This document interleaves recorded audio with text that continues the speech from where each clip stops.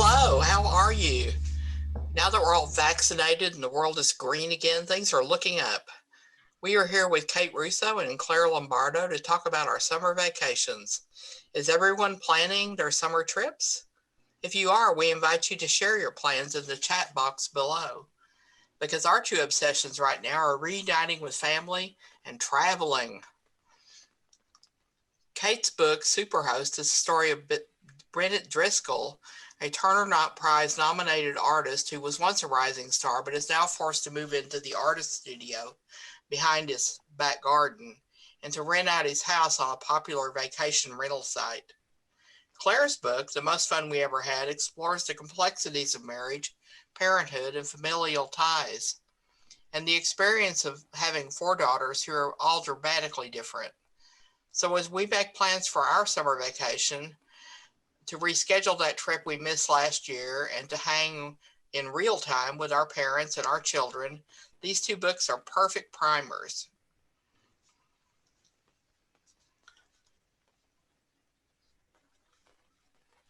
So what is everyone drinking? I have a nice summery French rosé and I am dreaming of France. Nice.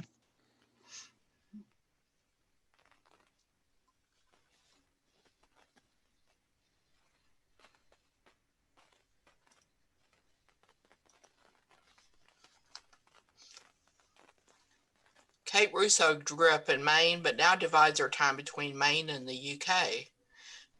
She has an MFA from the Slade School of Fine Art, and while living in London, she worked in a theater group, Love Bites, which presented two of her short plays, The Blind and Bernie's Night Off, at the Calder Bookshop Theater. She exhibits widely in the United States and in England, and Superhost is her first novel. Clare Lombardo is a novelist, a teacher, and a post-it note enthusiast. This was a sad day for you, right, Clare? Or yesterday? The post-it note inventor died.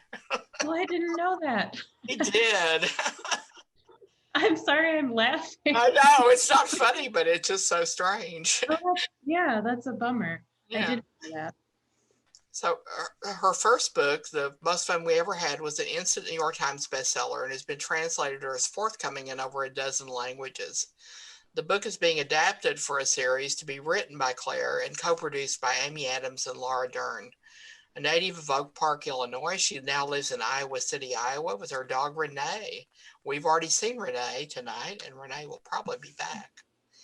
If you have questions for the authors, enter them into the Q&A window on your screen. You can also vote for questions that have already been asked.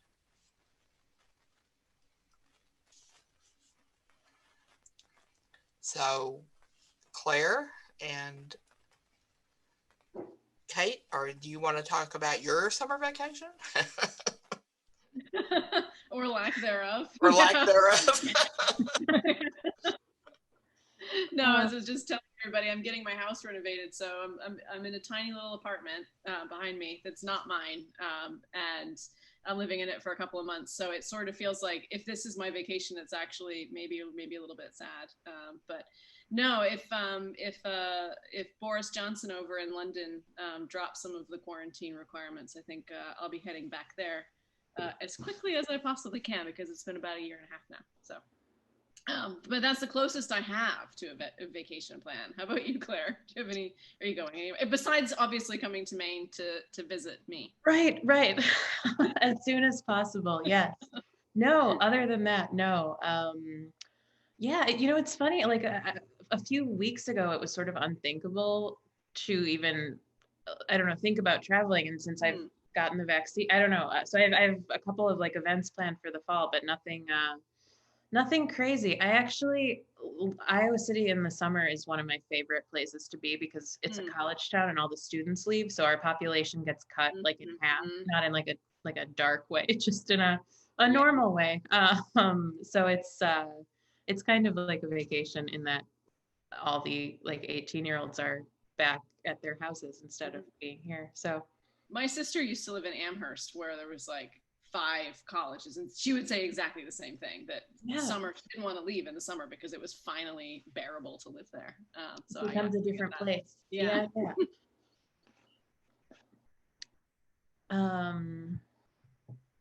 Should we talk about, I'm curious, Kate, the last time I saw you, your book had just come out. So how's it been since then? How's it been to have your book freely in the world? Yeah, it's been interesting, and it's been fun. I mean, I sort of, I'm still lamenting the fact that I didn't get to do, book tour proper, and go to stores, and I'm this person who kind of like, I don't like talking to people on the phone. I get either.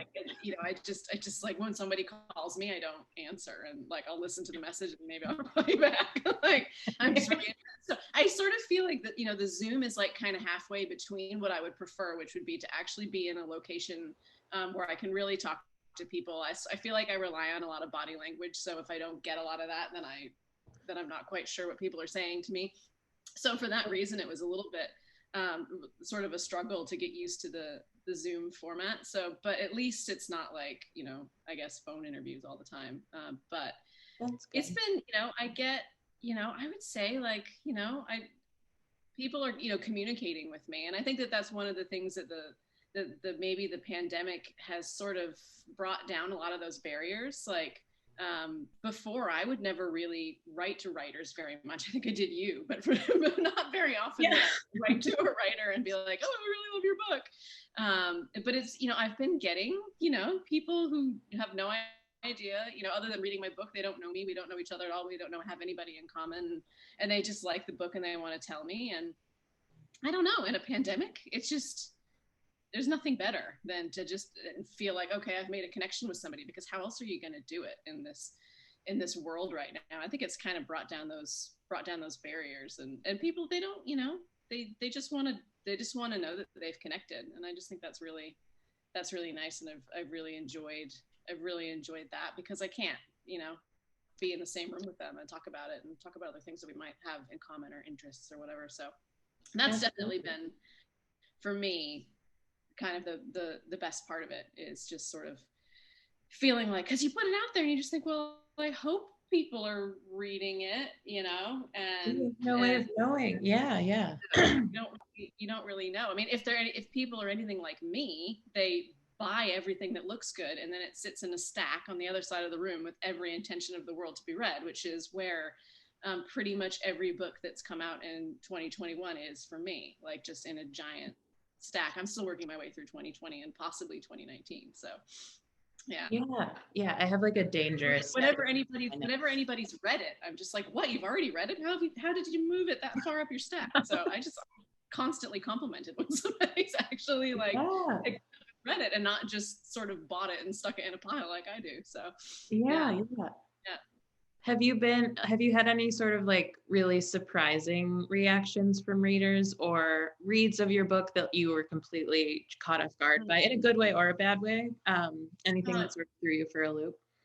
Yeah, I did a book club the other day where somebody, you never know with a book club, because somebody picks it and then everybody reads it. And so some of those people might not necessarily have wanted to read it. And I know that's kind of the beauty of the book. I've never been in a book club, but I think that's kind of the beauty of it, I suppose. But there was one woman who I think was just really kind of like, she was like, "Oh, I think you wrote Emma a little crazy. I didn't get that." And I just want to, I had to sort of be like, okay, that's basically me. So you're calling me crazy.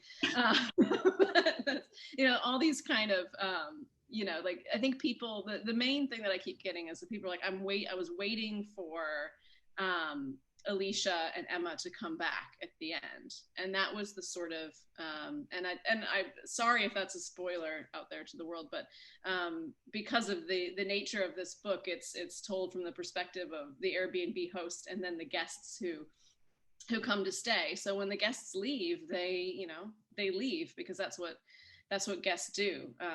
But in some ways, I sort of take it as a compliment that they love the characters enough that they were a little bit, sad to have them, to not have them come back.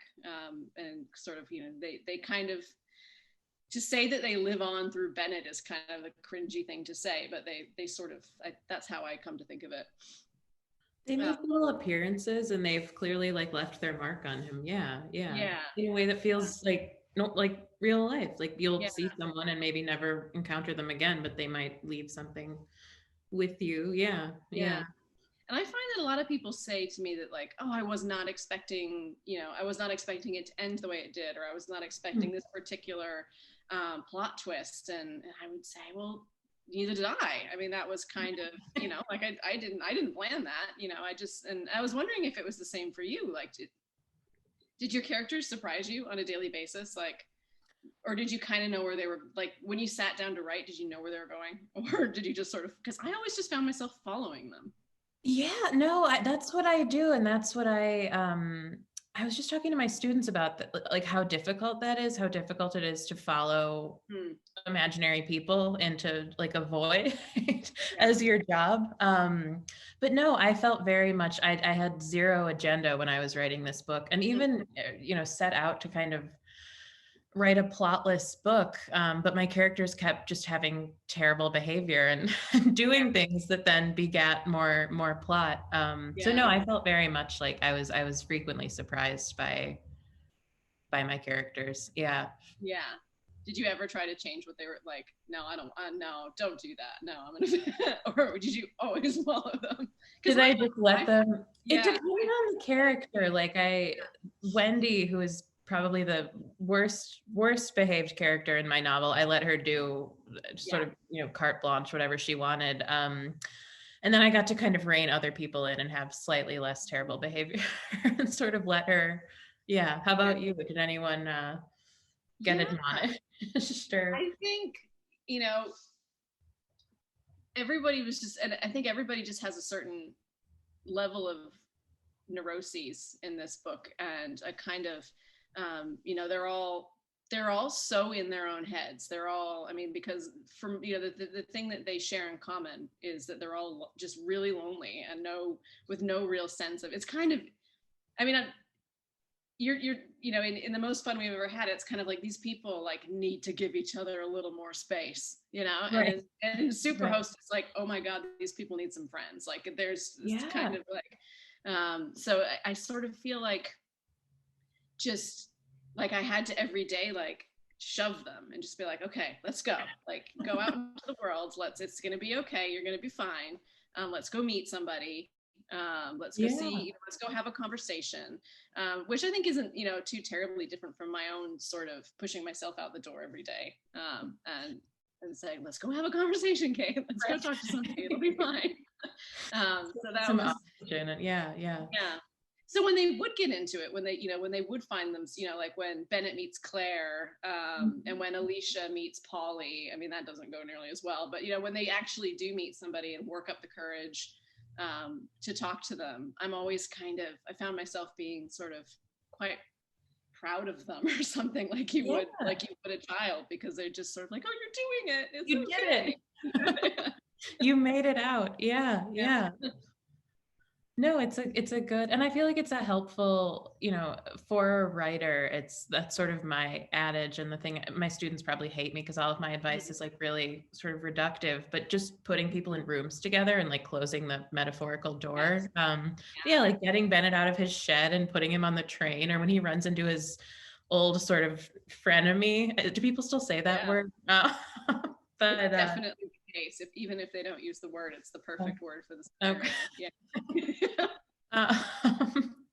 But yeah, I don't know. I think that makes it easier for us as I don't know, just people interacting. They'll inevitably, someone will say the wrong thing, or someone will misbehave, or I don't know. So it is helpful. I guess we should all take that as a lesson to leave our houses more, if possible. Yeah. Well, I remember like when I first started writing seriously, I remember the one piece of advice that my dad gave me was like, just always keep your characters moving. Yeah. And I think I just took it really literally and was like, all right, let's hit the street. We're all just running through the whole book.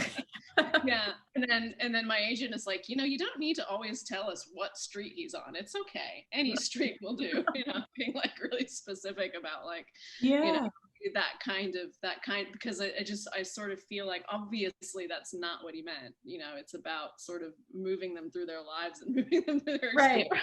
I was just like, but I think that kind of his stuckness really manifested itself in a fairly physical way compared to other characters. Like he got to a point where he had no reason to leave this studio. Mm-hmm. And I kind of think of him a little bit like, I always have a kind of a fascination with people who work in toll booths, because they're just, you're stuck in this tiny little booth and everyone is coming and going somewhere and you're just sort of constantly there. And that is a little bit what Bennett's life has become. Like he's really shut himself away in this studio, and that felt like the practical thing to do.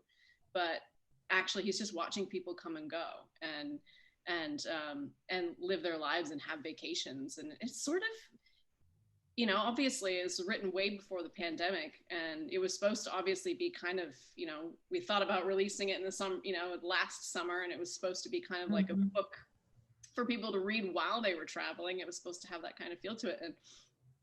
But I think the loneliness factor of it has really worked out well for being a part of the pandemic and having this man just kind of shut away in this little studio, and he has to bring himself out again. No, I very much relate. I read it right before it came out, so I guess January, the winter. And I related so much to his sort of, and I don't mean voyeuristic in a negative sense, but just the amount of time he spends staring into windows and watching other people live their lives and sort of and I mean, that is reading to some degree, but I also very much felt that way as a person. I still sort of feel that way. Like I'll walk my dog later when I know it's going to be dark out so I can look inside people's windows, and I shouldn't advertise that. But no, it did feel very sort of timely, that kind of isolation and the fascination with other people, but the inability either because of, the world being shut down or because of your own, in Bennett's case, his sort of own hindrances, the inability to do that. Yeah, it felt timely. I don't know, it worked out, I think. Yeah, but it's timing wise. Yeah, that's another reaction that I've had. That there have been people who, and we are in a kind of world now where men like Bennett are kind of getting their due in a lot of ways. Like these, they're wondering why they're not successful, and they're not, they're struggling to see their privilege and how they got where they are, and so I'm perfectly aware and agree with a lot of the criticism of Bennett's indecisiveness, but there was a lot of people that were sort of would say that that they found his voyeurism really creepy, and I thought, okay, well, maybe it is a little bit, maybe it is, nobody likes being watched. And I give that to Emma in the book. She hates it. She knows that he's watching. Yeah. And she doesn't like it. But at the end of the day, I sort of feel like, is he really watching people that much more than I watch people? I mean, I don't have a literal window into somebody else's house. But at the same time, like, if I'm sitting back in the day when you could sit in a restaurant, I would sit there and I'd listen to everybody else's conversation. I was sitting on a patio last night at a bar, and I couldn't stop listening to the conversation of the people next to me. And I was thinking, well, what's their relationship to each other? Is this a date? Is it not? What's going on? I do it all the time. That's like my lifeblood as a writer is doing that. That's where a lot of my characters is just finding someone in a coffee shop and becoming obsessed with whatever it is they're talking about. Yeah. So I was a little bit sad that there are people out there that kind of thought he was maybe like a little bit of a pest. I don't really. It's like, I didn't. Maybe that just means I'm like a creep, but I didn't. Men obviously spying and staring at women. I know it can be a bit cringy, but I also think that it's true. Absolutely. Yeah. And did you have to, I don't know if I asked you this before, and maybe this is sort of a silly question, but was it difficult for you? Did you have one male narrator and then a handful of female narrators. Was it more difficult for you to align yourself with Bennett or to sort of become Bennett and get into his head than your female characters? Or was it sort of, were they equally difficult or easy? Yeah, I think I had a similar when I heard you doing talking about most fun, you mentioned that that when you first started writing these sisters, that they were all kind of like one person, and you had to sort of separate them out. And I sort of felt like I did the exact same thing, and I felt this like, and I was kind of I was really disappointed in myself about it, just feeling like Bennett was so clear to me, and I knew exactly how he thought, what he was doing, who he was, and it was so obvious to me. And then when I went to write the women, I sort of felt like, again, like I was kind of writing this sort of like one monolith of a woman at different ages. And I was like, why do I keep writing the same woman over and over and over again? Yeah. And I have to really force myself to think about how they were different from each other. And you know, they never meet each other because they're all guests there at a different time, but you know, really had to think about, would they like each other? You know, how would they, you know, thinking about how their relationships to each other would be if they did meet each other.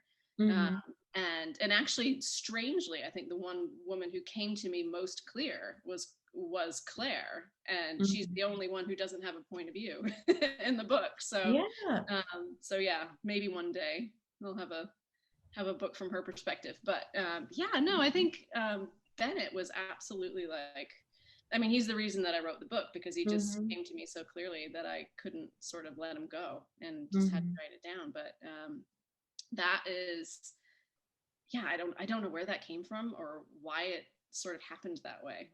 But you just, you know, which sister did you write first? Who was the first sister?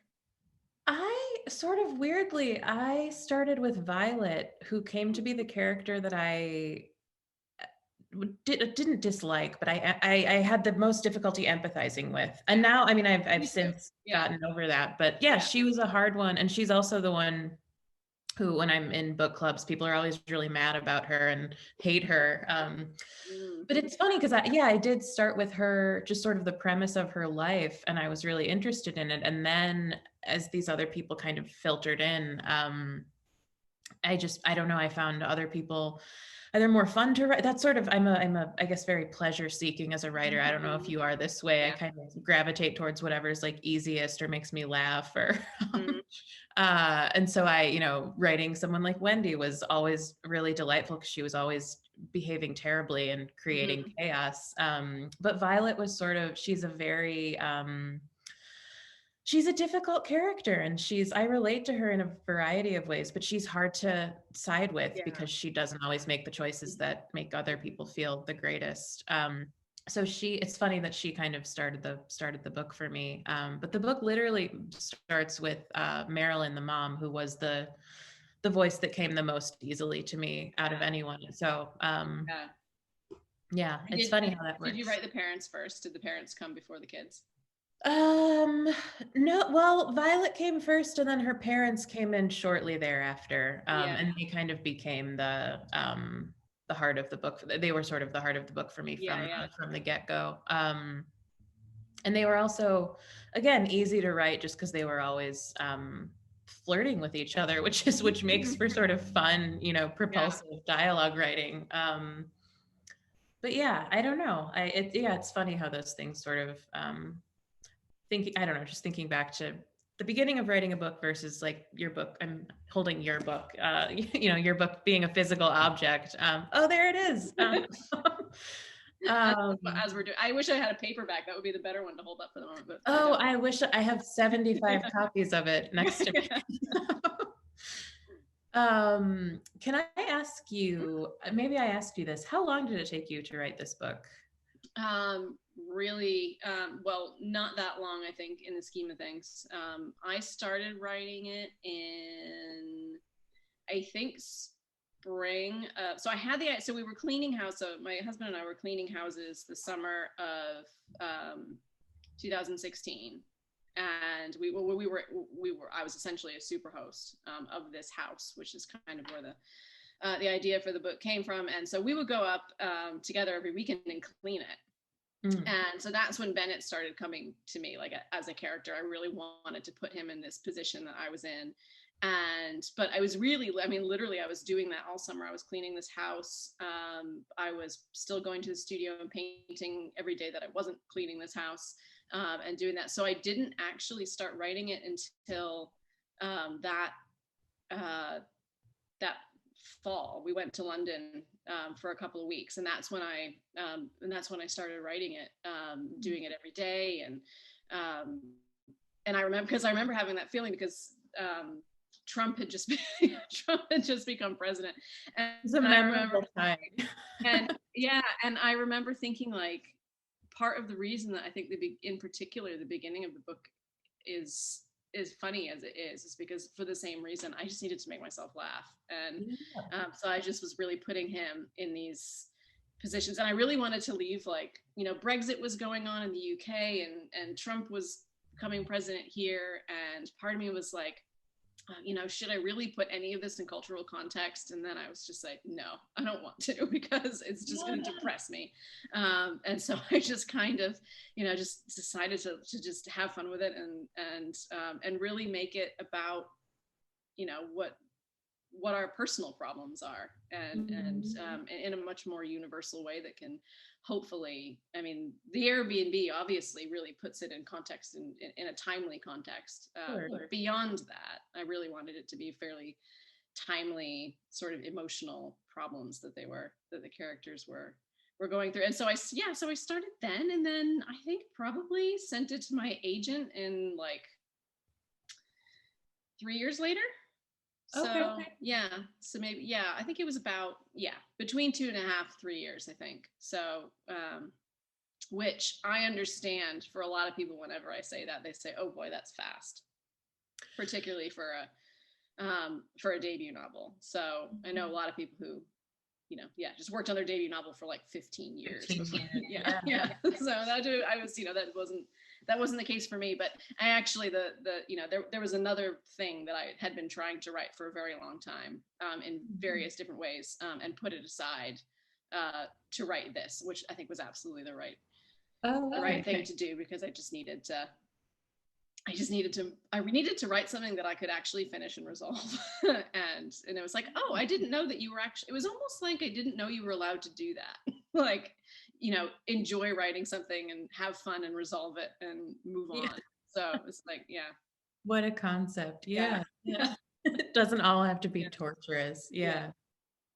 And so do you feel like when your book first came, and, you know, it didn't come out that long ago, like, do you feel super close to it, or did you have to sort of get reacquainted with it when it came out into the world? I guess probably, well, I'll let you answer that, but I'm just curious. I feel like I didn't have to get reacquainted with it too much, and I don't know if that is because it was still, I mean, I had pretty much written a lousy draft, but a draft of a second novel by the time Superhost came out. So I was very much in another world. And so I did have to kind of like snap back, and I was happy to, because I think I'll always, I don't know how you feel, but I just feel like I'll always miss these characters. Like, I don't, you know, maybe it's resolved, maybe it isn't, but there's just something about being with Bennett and being with Clare, and will just always make me happy. So I was happy to go back there because I was leaving the unresolved for something that I had already resolved. So I was happy to go back there. But I also have a really kind of, I don't know, but I have a really good memory. So I didn't need a lot of like, oh, I can't remember what happens. Or, you know, there were a couple of times where I thought to myself, now am I about to tell people something that I actually ended up cutting? Have you ever done that? I think I have. I think, I think there are a couple things where I still don't know if they're in this book or not. And I'll talk about, I think there's a scene where Bennett really goes off on how much he hates Hugh Grant, and I don't think it's there anymore. That doesn't sound familiar to me. But every once in a while I bring it up, and I think people are like, I don't remember that. So really closely enough. Okay. Weird little things, but you know, there were never any huge plot changes or anything that was, I mean, the first sentence is the first sentence I wrote. Like, it was, I didn't move anything around. Like, I really wrote from the beginning until the end. And I sense you didn't do that. Like, you must have jumped around a lot. No, yeah, I wish I had done that. Yeah. That sounds like a You, much you smarter couldn't. way. You have so many flashbacks. You couldn't have. Yeah, yeah, I mean, I guess, yeah, I don't think it ended up being just like a huge puzzle that I reconfigured. And I mean, if I were in my office, I would show you my scary storyboard that I still have up. Yeah. But yeah, I guess I couldn't have written the book chronologically. But I am someone who writes, and I'm trying to sort of break myself of this habit, but I will write whatever scene I feel like on, any given day, which is not necessarily a recipe for like great, Yeah. like comprehensible fiction. And so a lot of most fun was, today I'm really curious what it would look like if Ryan or Liza and her husband or partner go to, IKEA, or that didn't happen in my book either that I recall, It's but like I don't remember that. Yeah. yeah, that's a deleted scene. But weirdly, now I really do want to know what it would be like if Ryan and Right? marriages have ended in IKEA. In So. IKEA, I know. I feel like that on it, like in itself, is a novel. Yeah. And I've been feeling really nostalgic about IKEA lately because I haven't been there in so long. We So went, maybe yeah, we went during the pandemic and probably Ooh, ill-advised. But it's so huge, and there's I thought, well, wear a mask and we can socially distance in there. And I really just needed one of those chairs that they sell, and so we went in there. here the like the Yeah, exactly. yes. Oh, you just have to see the shape. Yeah. Yeah. I needed one of those for my office, and so we went and we got one, and it was a glorious experience of just wandering around IKEA for an hour. That sounds really nice. Yeah.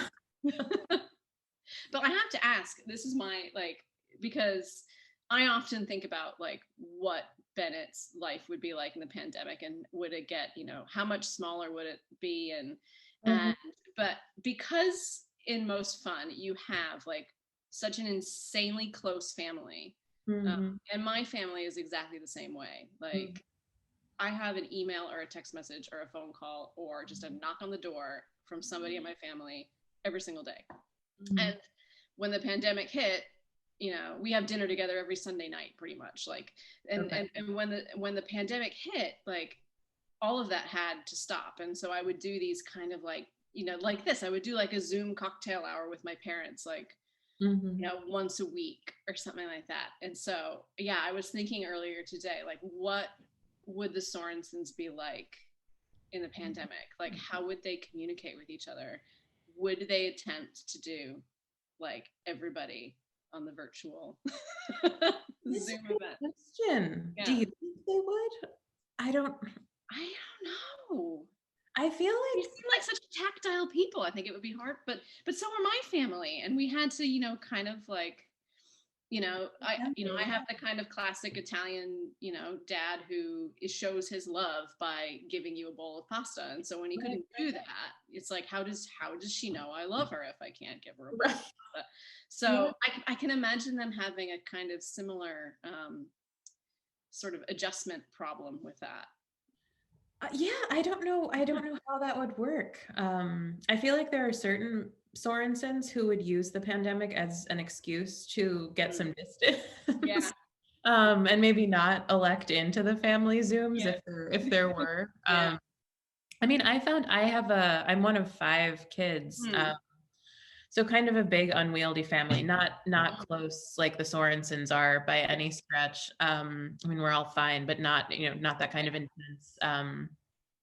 But I found, and I sort of, I sympathize with my mom because, I feel like it was, March or April, she was trying to corral all of us and get us all in one Zoom place. And we all like hate Zoom and hate talking on the phone, and like everyone has different schedules and people have kids and so it was just this like herding cats. My mom, like I completely understood where she was coming from. Like, can't we all just like be in the same virtual space for like 20 minutes? But it didn't work out well for the Lombardo. So I don't know if the Sorensens would have the same problem, but it's a good question. Yeah, I just picturing them trying to like, because they're all so set in their ways. Like, how do you, and I guess most families are, but I'm in a weird position where I already live really close to my family. We all live within 10 miles of each other. But Okay. a lot of people don't have that. I mean, most people live hundreds of miles. And so it was kind of like, well, my husband's family lives in London. So nothing really changed there. He was FaceTiming them before, and he's FaceTiming them now. And it was all kind of the same sort of business as usual. But for families like the Sorensens who live in really close proximity to each other, it's just like, how do you, do they bubble together? Do they like, right. Is there a Sorensen pod? I don't know. That sounds like a miserable pod to be in, but yeah. And I just, I mean, we did this sort of like, like we have my husband and I got a fire pit for our backyard, and we would have everybody would come over and we'd sit in the freezing cold around the fire pit, and then but you'd have this kind of weird conversations like, so what did you do this week? And it was kind of like a little bit about what we did that week, but it was also like, should I be worried? Who did you see? Like, have you been, like how long did you spend in the grocery store? Should I be concerned? And it ends up being really like everybody's just kind of invading everybody else's privacy to like this really extreme extent. Yeah. That was a really bizarre, because I spent, I don't know, the first couple, I weirdly, I was visiting my mom at the beginning of the pandemic, and then just stayed there for like, because I had driven from Philly and I had my dog, and it didn't make sense to go back. And but I didn't see anyone for months, just because I my mom is technically high risk because of her. Anyway, I wasn't going anywhere. Yeah. And then when I moved back to Iowa City in the middle of the pandemic, and I would occasionally see people. And yeah, it does become this sort of like, oh, you saw your nephew 4 days ago. Like, where was he in the room? How close was he to, these sort of, oh, okay. Yeah.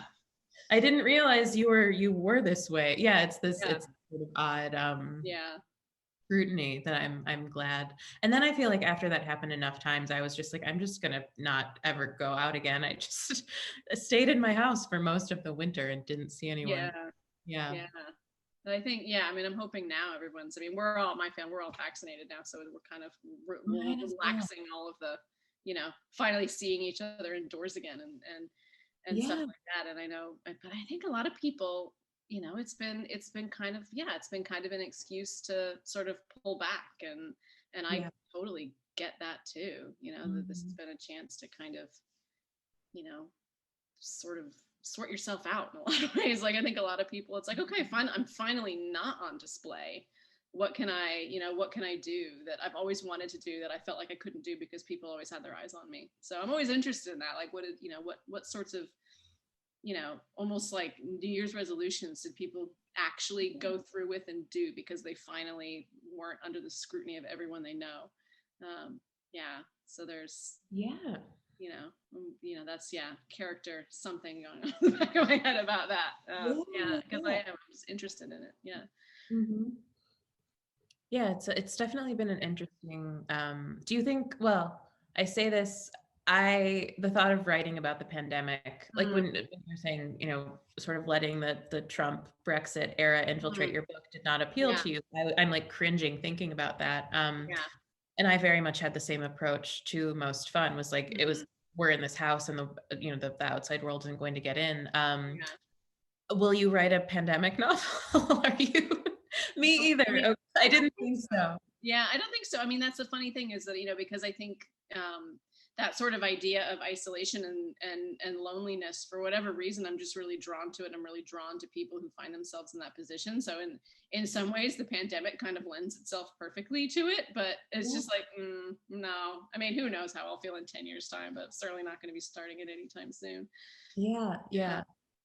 I feel like there's going to be a crop of what in like a year. I don't know what the delay is publishing wise, but I feel like there's going to be a lot of pandemic novels that I don't want to read coming into the. I mean, anything that comes out in the next year is going to be deeply suspicious anyway. It's been written too. Right. No, we need distance from this. I think we can't even really process conceptualize. I don't have perspective on it remotely. I'm glad we're on the same page. I was just curious. I feel like I set it up so if you were writing a pandemic novel, you would not have felt comfortable telling me. No. When we get off this Zoom, I'm just gonna delete the document. I'm really sorry.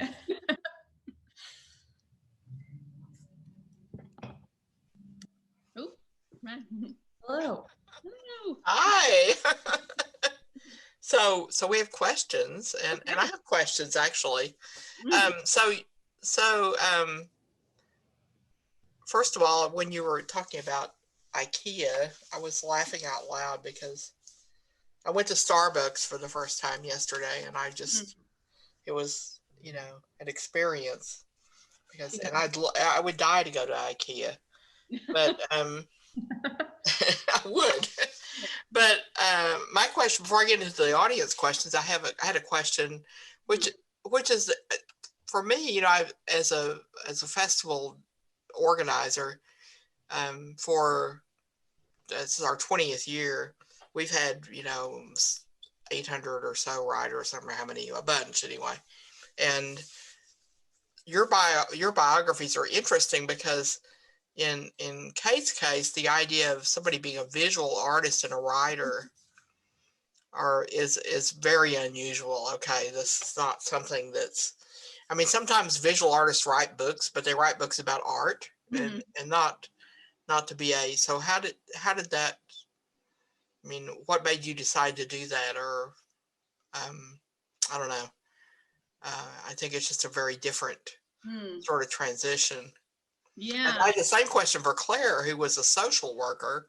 Now, and I've seen one or two social workers, I think, out of those writers. The most common transition is obviously people who teach and people who always wanted to be a writer. And then there's a lot of lawyers and doctors, oddly enough. Lots and lots of those. But yeah, not a lot of social workers and artists, okay? Not visual artists. I imagine that social worker that would be perfect for it because you're constantly observing human behavior. It's like, I can imagine that, I mean, being an artist sort of didn't really, I mean, I put a lot of art world stuff into this book and it's all meant to be kind of part of the comedy of it because the art world is of course insane. But you don't, being an artist is as lonely as being a writer for the most part. So you don't have a lot of natural social interaction. You have to go out in the world and find it. But for me, it's, I grew up in a writing family and tried so hard not to be a writer. But, it kind of just infiltrated my bones, I guess, to the point where I couldn't not do it, especially when Bennett came into my world. So, but when I was, as you mentioned in the bio, I used to be part of a theater group and we would write plays and for the longest time when I would write to very specifically have it be played out. So I would write a play, or I started trying to write screenplays before I wrote this novel, and a lot of that just had to do with my visual thinking, which I really wanted what I was writing to be seen as opposed to read. And I got to a point where I just realized that I couldn't actually tell the story I wanted to tell that way, that I actually needed to write a novel in order for people to see it the way I wanted them to see it, and which was kind of, it took me a while to get there. But no, I mean, I think they share, the creative worlds, they share a lot in common in terms of, having to be very observant and having to be a perfectionist. And so those two things, I think, translated from the two practices. As far as workspace, I assume that you, in your house, which you're not in right now, but I assume you have a painting studio where you paint, right? Well, I have a painting studio outside the house, so I go there most days. And you write in your painting studio, or do you have another? I've tried. It doesn't work out very well. So yeah, I've sort of stopped doing that. They need different rooms, and I don't know why that is, but they've. I find it difficult to. I want to be one of those people who says, "Oh, I can write for an hour, and then I'm going to go over and paint for an hour and just bounce around," and I end up whatever I start doing, I pretty much stay doing that day. I don't find it. I love to bounce around, but I don't find it easy. Yeah. So Clare, yeah, I can see that transitioning from being a social worker would be huge. I mean, in terms of characters, if growing up with 4 other siblings was not enough, you you had, all kinds of the range of human emotions, and social work is incredible. So Yeah. what, how did you decide did you always want to be a writer, and you were just like working as a social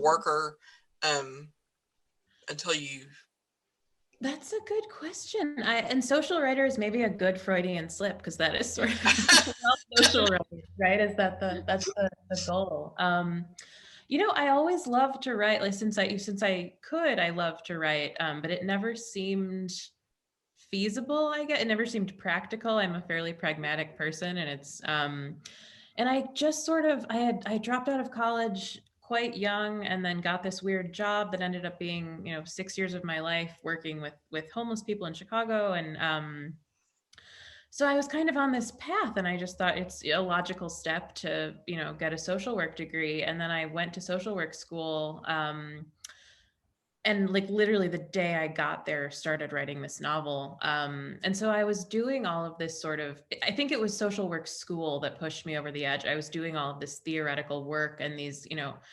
incredibly pedantic textbook reading about, what depression looks like, or what, the ways that the different things manifest themselves, which was never how they actually look in real life. And then I was exploring that in my fiction, where I had all this room to play around and sort of see, here's a person who has 9 of the 10 DSM symptoms for depression, but not, as most of us, most of us don't fall into perfectly into a box. So I was also just miserable there. And I lived in Urbana, Illinois, which is not a pleasant, some people like it there, but I lived next to anyway, I lived in like the middle of a cornfield, which I sort of also do now. But I was miserable for a variety of reasons, and was just writing this book, and I kind of felt like I could do more and reach more people and articulate my own sort of curiosities about human beings, writing a book more so than I could as a therapist. I also think, I have a suspicion, had I gone on to be a therapist, that I would have burned out pretty quickly, because I am someone who I'm a listener, and I absorb, other people's stories, but I don't know, I have a cap for how many I can absorb. And I could see myself being the therapist that is unable to separate work life from home life. So it ended up making sense, but I do think there's a lot of overlap, and I do think it is that, the same thing that maybe draws Kate to visual, like it's the sort of fascination with the world, the observational skills, the I think there is a commonality in that, whatever part of our brain is turned on as we're writing fiction. So yeah, but it is interesting. It's I also oh, sorry, go ahead. Oh no, guys, I'm sorry.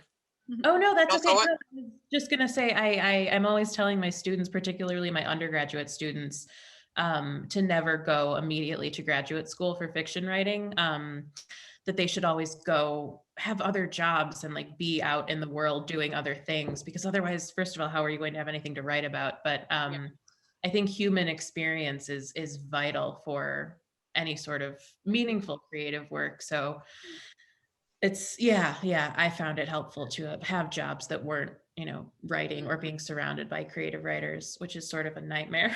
Yeah. I have a friend that's a songwriter in Nashville, and he had a friend who was kind of had a series. His whole life was about bad relationships. He was always breaking up with someone. So to get ideas for songs, he would have breakfast with this guy.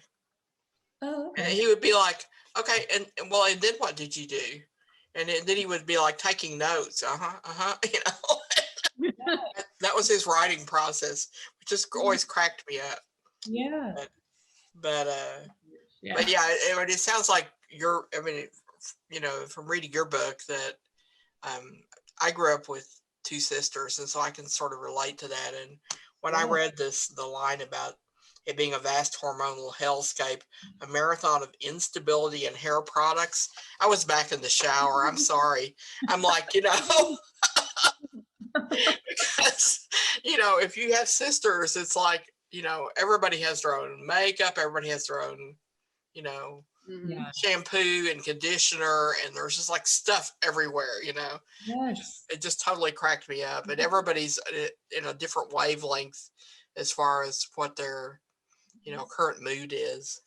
Oh yeah. Yeah. So, yeah.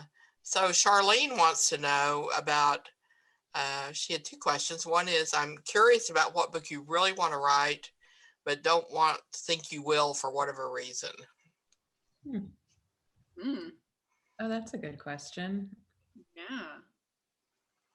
And I'm sure there's an answer because I think about it all the time. Like, what's the, there always something that I think, oh, I wish I had the, the courage to write a book about, such and such a thing. I think so, I suspect you're the same way, Claire, but I don't know for sure that it's very much about, for me, sticking in comfort zones. So I write about things that I know a lot about, like just like the minutia of, and that's where I feel like I'm at my most comfortable, and I can move around that sort of. So any kind of, I think sometimes I'll hear a story, or I'll hear, like a trivia fact or something, and I think, oh, that would make an amazing book. But if it's something I know nothing about, like I'm not the kind of writer who can go and just, like I love,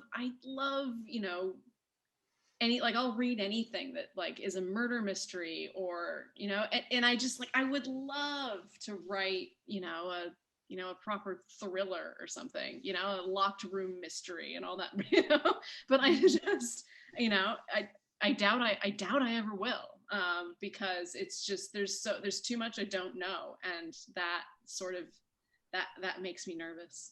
I don't know, I can't sort of step outside my zones. What about you, Claire? No, it's funny you say that, because I think that would be my answer is like, I would love to write a great mystery, a great murder mystery, or a Yeah. great and I've been playing with a sort of thriller-esque novel project, but I said to my agent a few months ago when I was telling her about it, I said it's a Clare Lombardo thriller, by which I mean like there's no plot and nothing. It's mostly just people like talking about their relationships. There's not, it's not really a thriller, but I am very yeah. What's that? Yeah. Someone's dead. Yeah. Yeah. But yeah, I think it is a comfort zone thing, and it is. I've read tons and tons and tons of. I love that.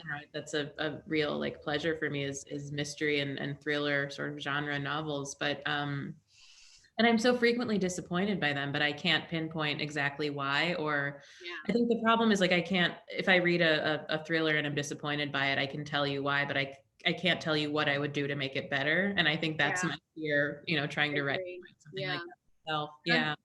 And I'm such a huge Shirley Jackson fan, and I don't think there's there's not a whole lot of like, I don't think anybody's going to be comparing me and Shirley anytime soon, but like that kind of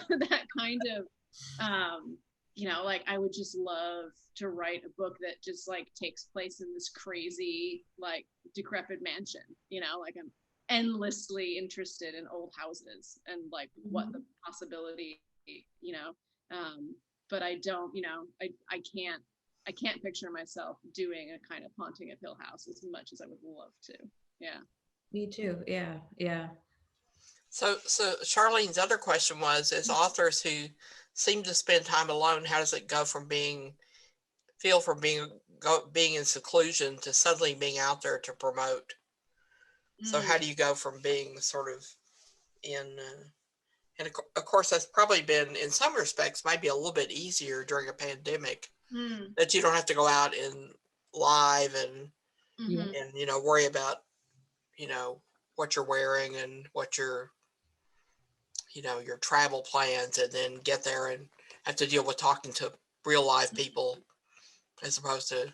Yeah, I think it can be quite jarring. I mean, it's especially I think Claire and I are probably both a bit like this. Like you kind of relate to, I was saying earlier, I really relate to people's body language, and so if I can't sense people's, reactions to things, it makes me a bit nervous.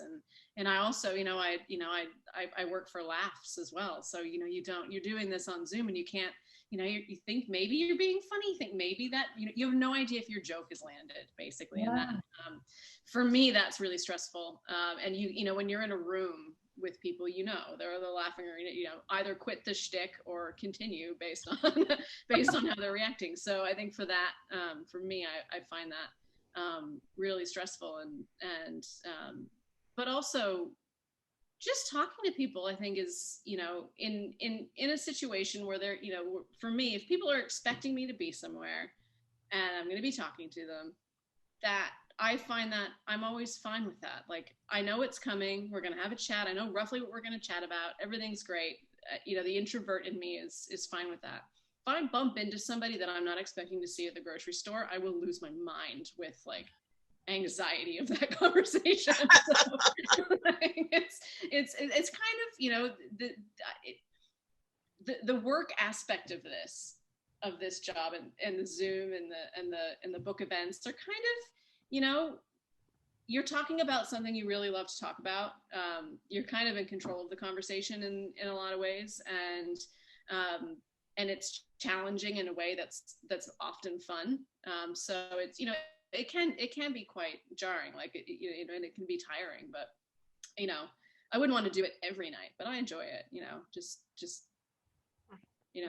connecting with them. I mean, that's why we write, isn't it? To connect with people. So if you can feel like you're actually doing it, it's great. Yeah, I agree. And I think, I mean, Kate, you said this to some effect earlier. I feel like the Zoom aspect of, like, I just went on Zoom book tour. I mean, you did too. Yeah. And the Zoom element made it possible for me to, like, people can come that otherwise wouldn't have been able to come to events, and you can have conversations with, like, you and I can talk right now, even though we're, in different parts of the world, which is really, really lovely. So yeah, I think there's mostly perks. And I think, it was very, very, like, my book came out in hardcover almost 2 years ago, and I was, the notion of doing publicity was just, I was paralytically just terrified of that. And it's, so not who I am. But I also very conveniently had started teaching around that time, which teaching really is, it's like stand-up comedy. If you're me, it's just me constantly like trying to make people laugh at jokes that usually only I think are funny. But I got really used to being in a room full of people. So that was really helpful. And I think, yeah, the more you do it, the easier it gets. And I sort of have to remind myself that I know my book better than anyone else, even though I often forget major plot points and haven't read it in like 2 Years. But that's the brilliance of not writing, like, everything is a lie anyway. So I might as well spin a few more while yeah. not being held, that's why I don't think I could ever write a memoir. It's like just sort of being held accountable to the truth. It's not where I want to be. I could not be trusted. Yeah. So, Christina, I wanted to know what books you've enjoyed recently and what is your to be read pile. So, my to be read pile is huge. Yeah, me too. I'm reading the book of Zora Neale Hurston short stories at the moment, the one that came out last year.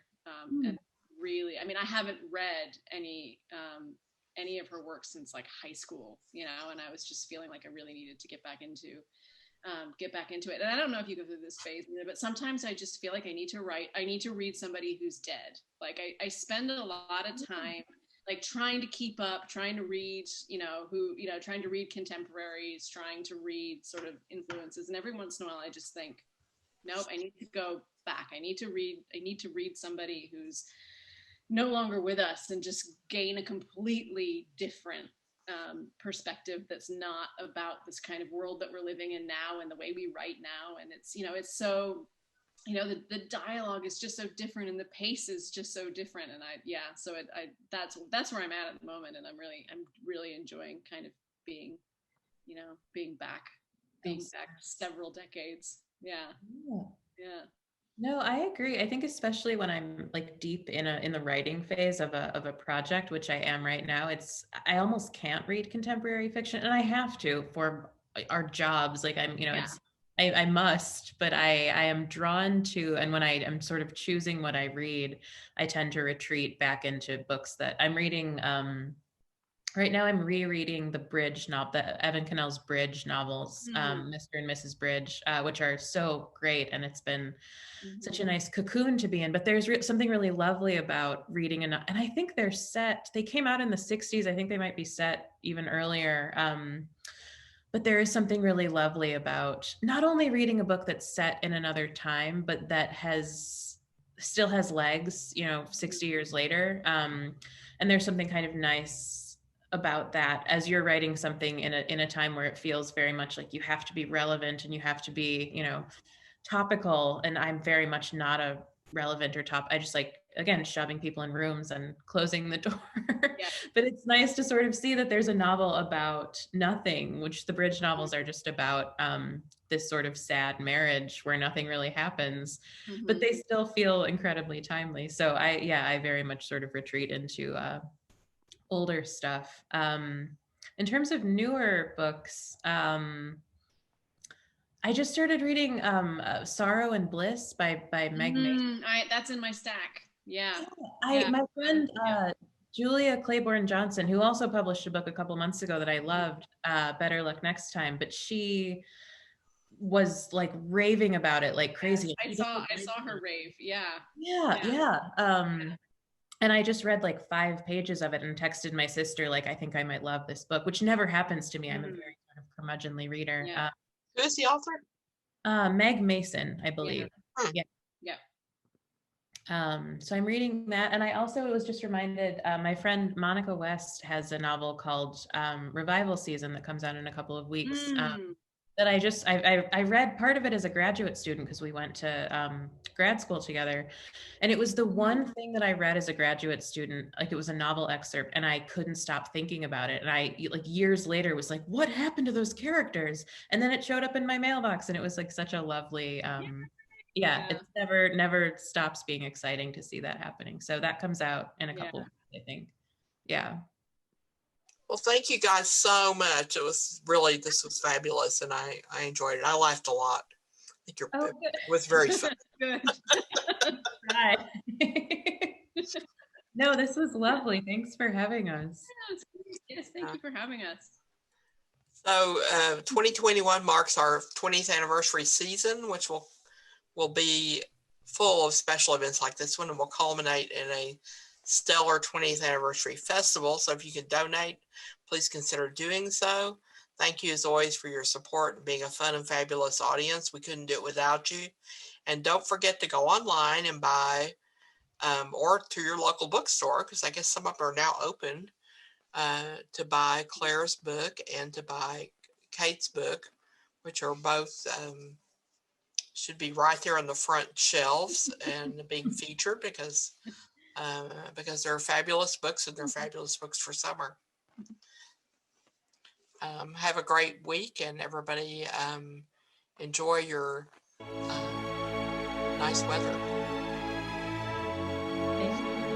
Thanks. Bye.